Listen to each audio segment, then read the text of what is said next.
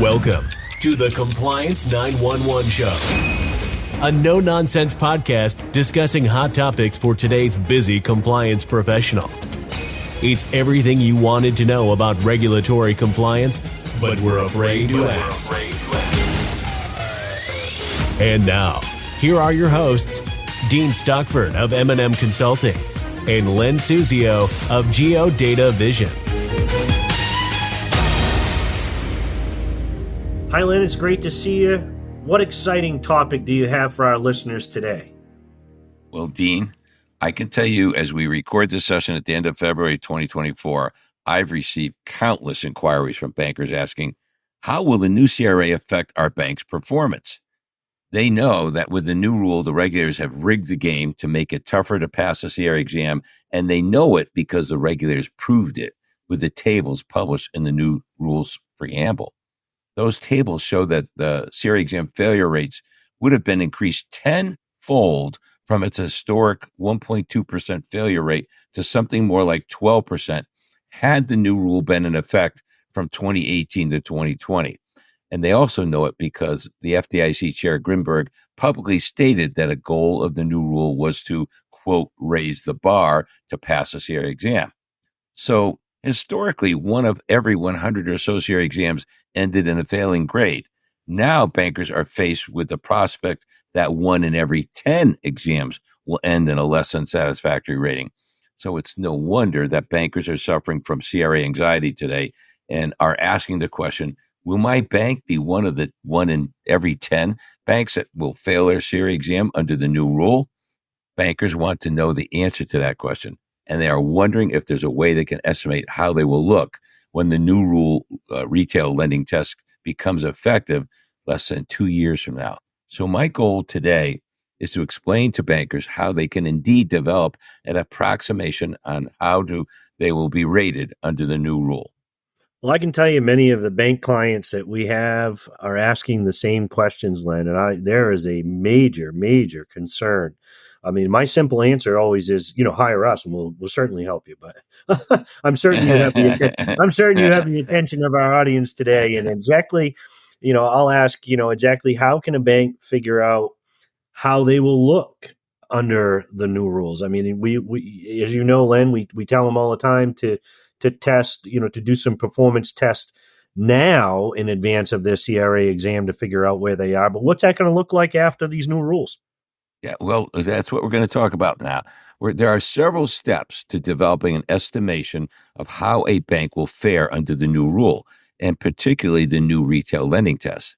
So first, every CRA officer should understand that the most important and the most decisive test in the CRA exam is what they call the retail lending test. A bank must attain at least a low satisfactory rating on that test to be eligible to receive an overall CRA performance rating of satisfactory or better. Failing the retail lending test is not an option. No matter how well you do on the other CRA tests, if you don't pass the retail lending test, it's game over. So a bank must focus on how it will do on the retail lending test to gain insight into if they even have a chance to attain a satisfactory composite performance rating. Second, aside from its facility-based assessment areas, a bank should determine if it will have any retail lending assessment areas. Those assessment areas are based on thresholds for closed-end mortgages and small business loans originated and purchased in any MSA, excluding any areas where there's facility-based assessment areas.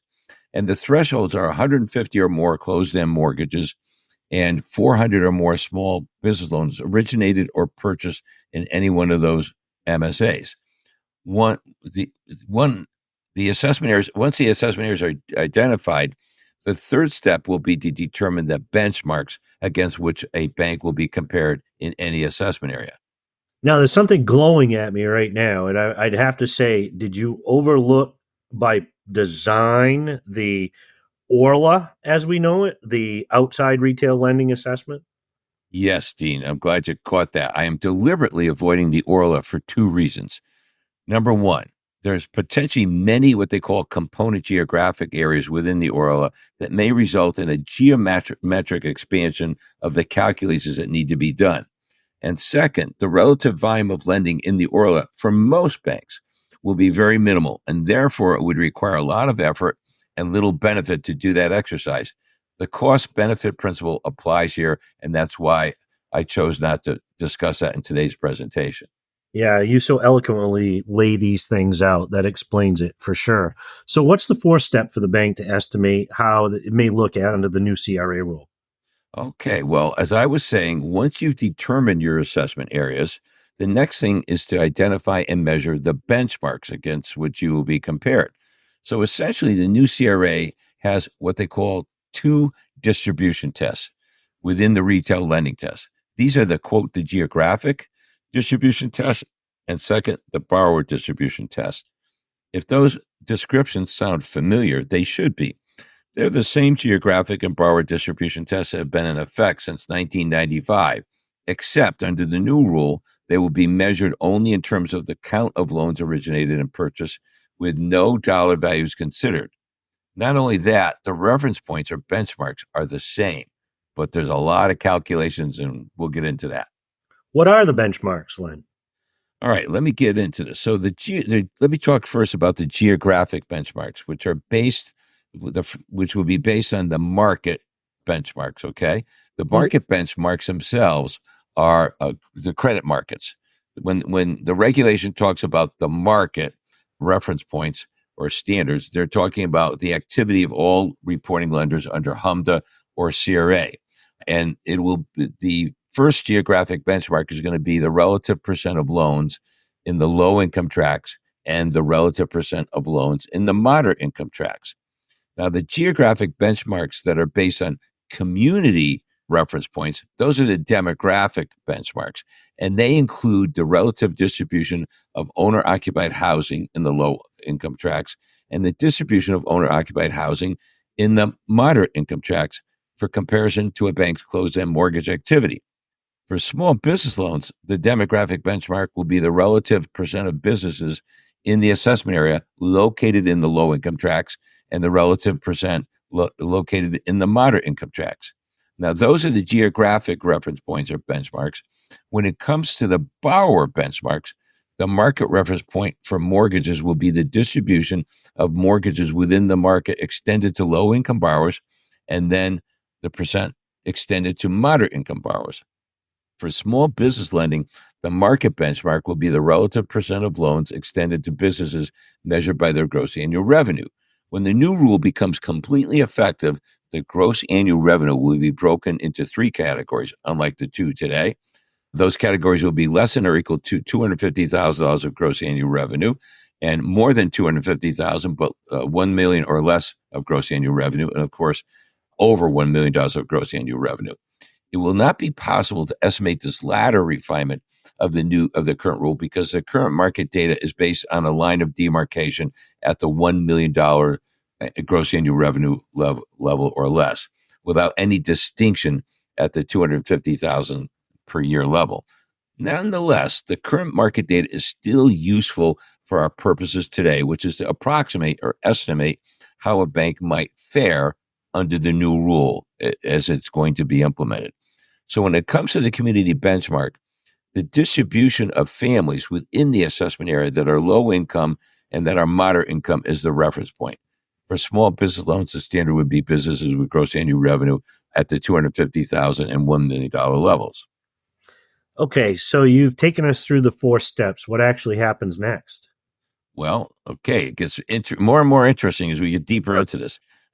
The next step is to apply what the new rule calls the multipliers. So to determine what they call the tailored or calibrated benchmarks. So for the purpose of estimating whether a bank is likely to pass or fail the retail lending test, it's not necessary to apply all the different multipliers embedded in the new rule. All that we want to know is the bank likely to pass the low satisfactory rating in the new rule? We can develop the calibrated benchmarks for attaining that minimally acceptable performance level by applying the 80% standard to the market benchmarks and 60% to the community benchmarks. So, for example, let's just say closed-end mortgage lending activity in the low-income tracts is 10% in a given assessment area. Well, that means that a bank has to achieve at least 80% of that 10% or an 8% penetration rate in the low income tracks. So at this point now, you've developed the calibrated benchmarks, and the final two steps involve computing your bank's penetration rates in the low and moderate income tracks and to the low and moderate income borrowers and the very small business borrowers. The final step will be to compare your penetration rates to the calibrated standards, which I was just explaining, and you will then have an idea as to how you are likely to be rated under the new retail lending test. So let me just make sure it's clear to the audience. And with an example, a bank's operating in an assessment area where 10% of the market of closed-end mortgages is in the low-income tracks. We know, therefore, that the bank has to get at least 80% of that, which would be 8%. Alternatively, they could look at owner-occupied housing. That would be the community benchmark, and how that's distributed in the low and moderate income tracks, and whatever percentage that is, and take 60% of that, because the multipliers for the community benchmarks are 60%, where for the market benchmarks, it's 80%. So you have a precise mathematical way of approximating how your bank will fare under the new rule. If you follow these steps one at a time, you can get a pretty good ballpark idea of how much trouble you're going to have to pass the retail lending test. And that is the sine qua non of passing your CRA exam. Wow, Len. You certainly have educated our audience in how they may estimate their performance under the new rules, which is fantastic. I have one final question. Where can a bank get the market and community data that is needed for computing those calibrated benchmarks you just spoke of? Okay, well, the market and the demographic data can be obtained from the HMDA and the CRA aggregate and disclosure data and the demographics, which can be found in the FFIEC demographic files, except for the business demographics, which are proprietary data. But I wouldn't worry about that data because it is far less important than the market data itself. I've always considered the market data to be the most meaningful, the most relevant, the most accurate barometer of what the community's need is for credit services. So as long as a bank has the market data, it should be in a position to reasonably approximate how it will be rated under this new CRA.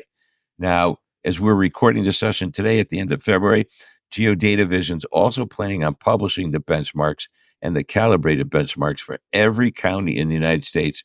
And we expect to have that information about that data posted on our website at geodatavision.com by the time this podcast is released in March. So just visit the GeoData Vision website, geodatavision.com, to learn more about the easy way to get the necessary data for this exercise. Excellent, excellent, excellent. Len, this has been an exceptionally informative podcast about a very important and timely topic, even though we've talked about the fact that it's in a lawsuit as we speak. This is Dean Stockford from M&M Consulting saying thank you for attending today's podcast. And this is Len Suzio with GeoData Vision saying, we hope you enjoyed today's broadcast and found it informative. Please send us your suggestions for future podcast projects. Thanks for listening to the Compliance 911 Show. If you like the podcast, be sure to subscribe so you don't miss an episode. While you're at it, please give us a like and review to help others find the show. As always, links are in the show notes, and you can always find us online at compliance911show.com. Follow M&M Consulting and GeoData Vision on LinkedIn for all the latest news and information on compliance hot topics.